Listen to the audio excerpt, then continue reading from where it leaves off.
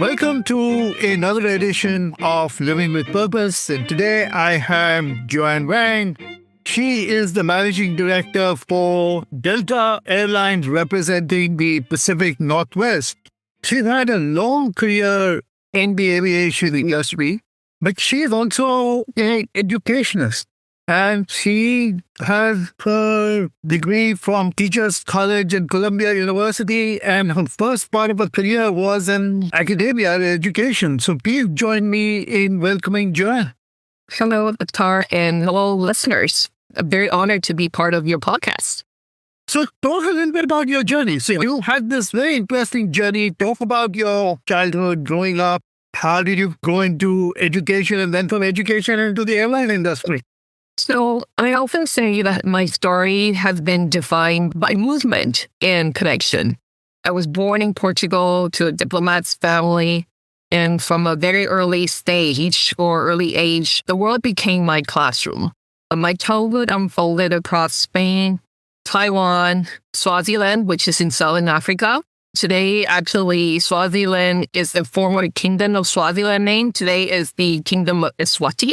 Yeah. And of course, South Africa. Places that couldn't be more different from one to the other, but each stayed a different part of who I am. Spanish was actually my first language. It was the language of my early childhood in Spain, one I spoke exclusively until I was around 8. Then my father was moved to Taiwan as he's a diplomat and worked for the Ministry of Foreign Affairs. And that's where I started to learn Mandarin Chinese, which is one of the most difficult languages in the world. Learning Mandarin or Chinese for your audiences, it would be almost like learning 3 languages at the same time, because just because you know how to speak does not mean that you know how to read. And if you know how to read, doesn't really understand, doesn't mean that or translates automatically on comprehension. As Chinese became my daily language, and over time, I naturally lost my fluency in Spanish. I don't start learning English until I was in grade 10, when we moved to Swaziland. Picking up a third language as a teenager was daunting, but transformative. It required intense listening, observation, and willingness to make mistakes.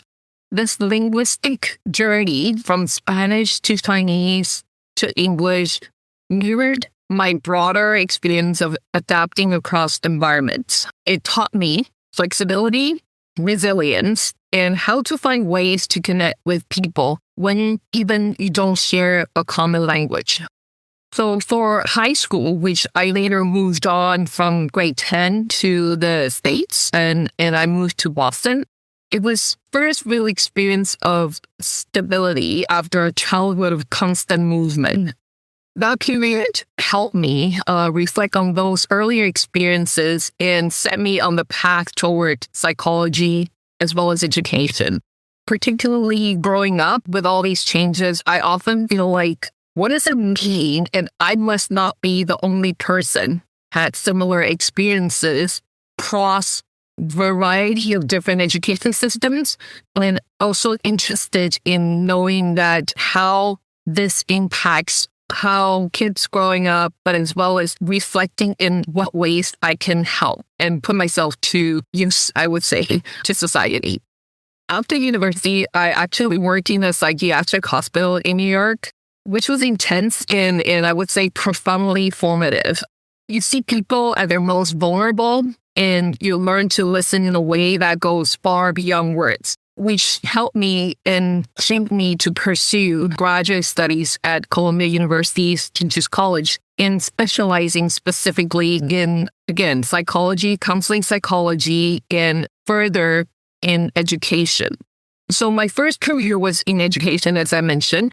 I decided to work as a guidance counselor in the Canadian public school system, which I think part of that also reflects how I felt growing up, what was most needed for me, as I wanted to help students through academic, personal, and emotional changes. And, that work also grounded me in empathy. And particularly, I learned the most out of the value of connection. So that kind of like shaped how I started my career in education and psychology.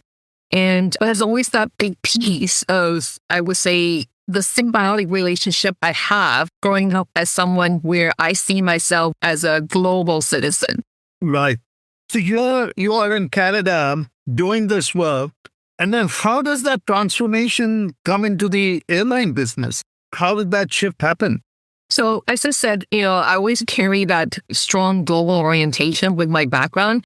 And so eventually that pull brought me back overseas, right, to particularly Asia. And I transitioned into the airline industry. I know it sounds like a short term from counseling, but to me, it was actually a natural extension of my core purposes, which is connecting people. Right. And over the years, I worked in Taiwan, China, particularly Shanghai twice, and in Singapore and Korea. And I held leadership roles that require bridging business strategy and cultural understanding. So living and working across these contexts brought me both exhilarating and challenging as each market demanded cultural and sometimes linguistic fluency and the ability to build trust in a different ways.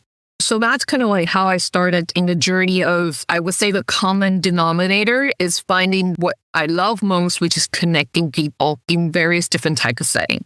So clearly the airline industry is complex, huge, challenging. So talk a little bit about, some of these opportunities that you got to really thrive and flourish. Because you clearly spent so much time in Asia and then, moved here.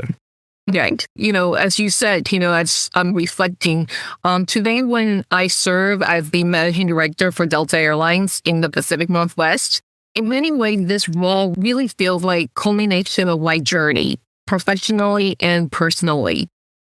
And I bring an ability from my multilingual, multicultural brain and the empathy from my psychology background and the strategic leadership developed over years in Asia. So my work now is about leading teams, building partnerships, and shaping particularly how Delta Airlines show up in this dynamic region. At its heart, it's still about connecting worlds. Great. So before we come to Delta, just talk a little bit about just the experience of working in an airline industry and what is required to do that. Because it's a very interesting place, right? I mean, it is about connecting people, but it's also a place where people just want to go from one destination to another.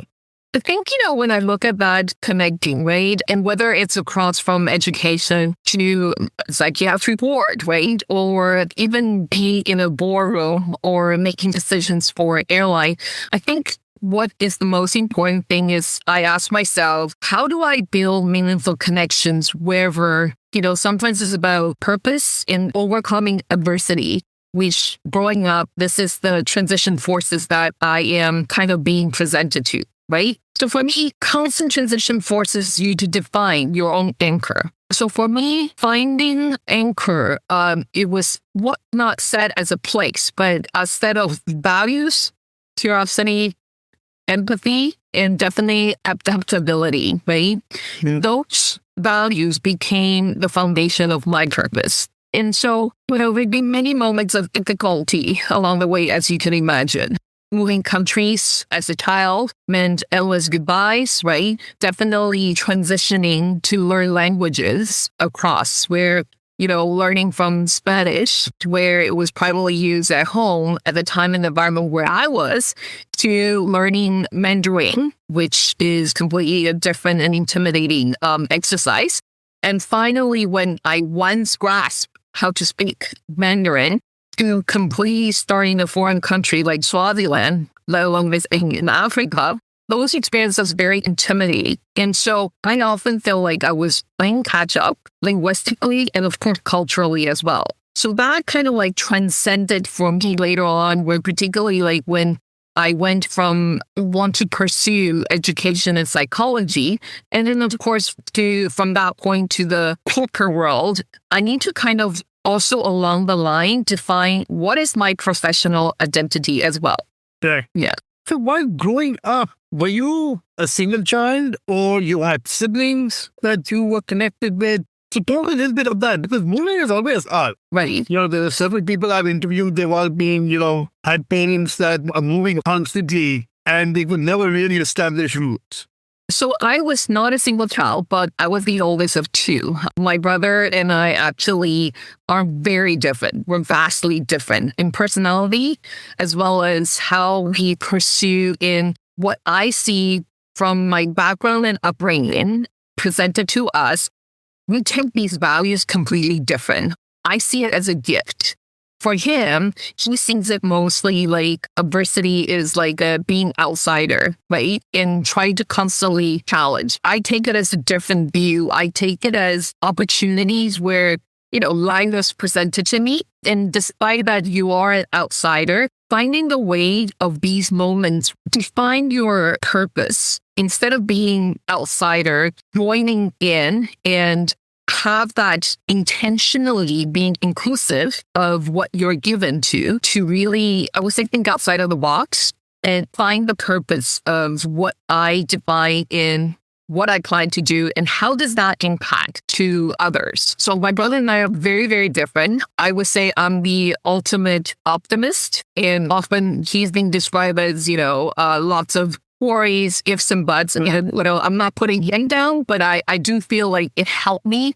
One of the things to define who I am is constantly remind myself to be positive. Right. And be able to really see it as, well, as we often say, you either see a glass full or it's a glass empty, right? So let's talk about, how did you manage to come to Delta? What brought you here? What brought you to Seattle? Well, I think, again, often people ask me, like, how did you end up in Seattle versus that most of my career? It's kind of like a full circle. After I left Canada and I moved to APAC, particularly in the airline industry, it's kind of full circle coming back to North America. And in fact, many people don't know this, but I've never worked per se for a long period of time in North America. So what I've been exposed to has always been in my career in aviation with dealing with Asia Pacific countries or where I live. And also as well as in terms of being, I would say, seeing, or running the Delta Airlines from a perspective of a field seller, or you are representing Delta in another country versus now the role that I have here in Pacific Northwest. I often joke with my colleagues. I feel like, you're working for Delta Airlines, but you're actually working for a company that shares the common name, but how everything is done and the strategies and the role that you play representing airline is completely different.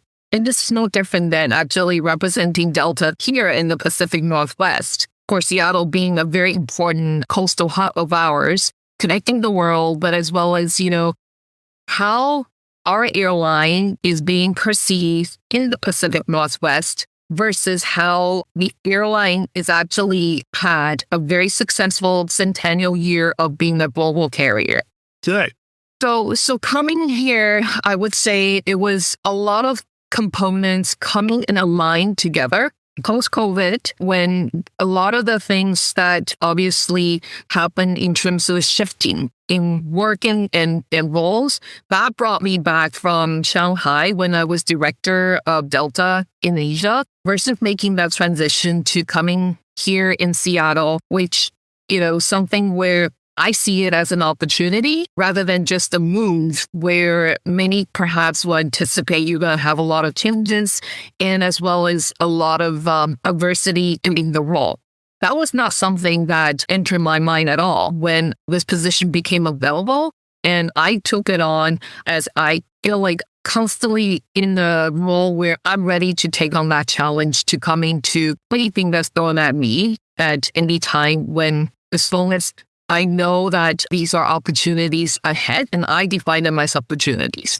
So one of the things that you've done is you created a very different approach to driving business for Delta Airlines in this movement. Yes. You have really become rooted into the community. Talk a little bit about that and why that has been an important strategy for Delta's growth. I think one of the things with Delta, and particularly when I see it as where to begin. It gives me something where many before me, as well as myself and my team right now, think of bringing down to the basics, right? But also, like, if you look at you getting an assignment of Delta's position, begin with an end in mind. My end in mind was, how do I foresee Delta being accepted in this region as a carrier of choice? Rather than just being often like, oh, are you a number one in the region? Are you the best airline in the region? So, Defining the moment and defining the purpose of what do we want to see being defined by people around us, by the community, in terms of what Delta should be like, instead of what I or my leaders feel like Delta should be like.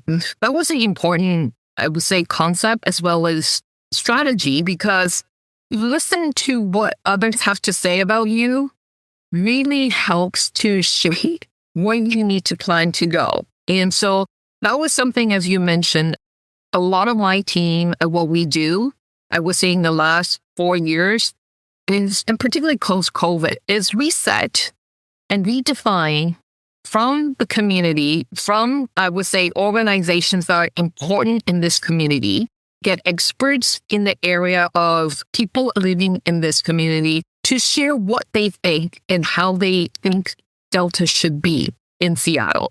As I mentioned, Delta has a long history. This year marks our centennial year, and it's an airline that have a long history, in particular here in Pacific Northwest. We have actually, out of Seattle, a history of 92 years operating.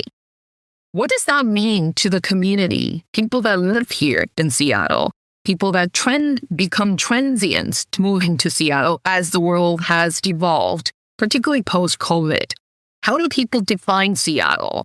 And people who live in here, what's their view and what their demands and needs are important. So having that mindset and set up in terms of being part of the community becomes extremely important, rather than just numbers on books, how successful we are and who's number one, who has shared, who is being the ones that actually determine as having the most frequency out of this region. That's how, like I said, begin with an end in mind and move in terms of what are the demands and needs, and listen to what others have to say to help you shape where you want to go. this is, again, for our listeners, I've been a Delta frequent flyer for decades now. And, it's probably one of the better flying experiences that you get in an airline. And I've actually enjoyed seeing and being part of some of the activities that Delta has done in this community to actually become rooted. So for that, Joan, thank you very much of actually bringing that. So as we come to a close, let's just talk a little bit about, you mentioned several times the importance of purpose, but maybe you want to just reiterate why purpose is such an important thing for you as you plan out your life, and then we can end with one golden nugget. Okay, we talked about how purpose for me is being, rooted in connecting people. Whether this is small, growing up, being in a small international school in Swaziland to learn from basics, to learn language, working in a psychiatric ward in New York, which at one point in my life, I actually had those moments. But I think what brings I would say, purpose for me is that I learned so much from and appreciate and being grateful for all these connections I've made throughout my life. And that maintains me to be reminding myself to always be positive, as well as that, how define that the purpose of what I do and because of being positive can influence others is something that I cherish a lot. And I know it will continue to be something that gives me the purpose of clarity and reminding myself that my role is to connect people, ideas, and communities, helps quiet the noise and keep me steady in the time of change. So there's a couple of things that you said, which I just want to kind of restate for our listeners, is connection and movement, and how sometimes excessive movement could be seen as a detriment. Whereas in your case, you actually made that your strength and used that strength to actually move amongst industries in a way that allowed you to actually shape with purpose. So let's end by you just sharing a piece of wisdom, one golden nugget to our listeners. A golden nugget that I would say I live by and often share with my team and my colleagues or people around me would be begin with an end in mind.